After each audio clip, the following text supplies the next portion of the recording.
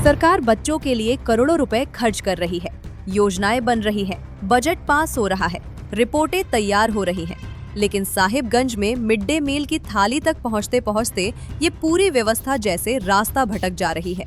एक प्रतिष्ठित अखबार के अनुसार ताज़ा आंकड़े बताते हैं कि जिले के सरकारी स्कूलों में 2,15,955 बच्चे नामांकित हैं। सुनने में तो लगता है कि स्कूल बच्चों से खचाखच भरे होंगे, लेकिन जब मिड डे मील की बारी आती है तो तस्वीर अचानक बदल जाती है।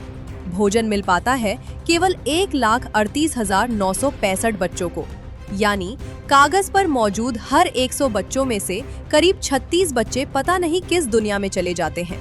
सवाल ये है कि आखिर ये बच्चे हैं कहाँ? यदि नामांकन सही है तो भोजन क्यों नहीं मिल रहा? और यदि बच्चे स्कूल में नहीं आ रहे तो रिकॉर्ड में उनकी संख्या इतनी शानदार कैसे बनी हुई है? चर्चा ये भी है कि कई बच्चों का नाम सरकारी स्कूल और निजी स्कूल दोनों जगह दर्ज है।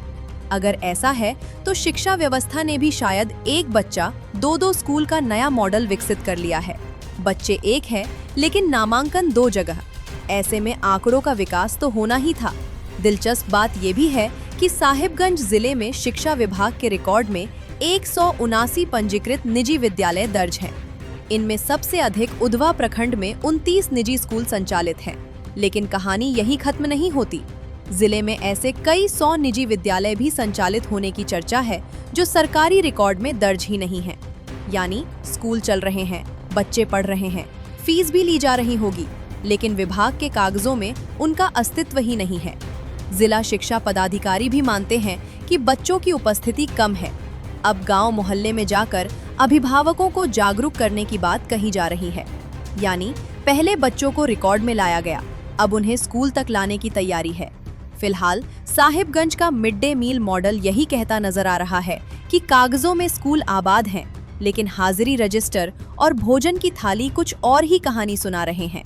अब देखना ये है कि प्रशासन इन गायब बच्चों को खोजता है या फिर अगले आंकड़ों में भी कागज पर बच्चों की संख्या और जमीन पर उनकी मौजूदगी के बीच यही दूरी बनी रहती है। आखिर मिड डे मील की थाली में खाना कम है या आंकड़ों में बच्चे ज्यादा?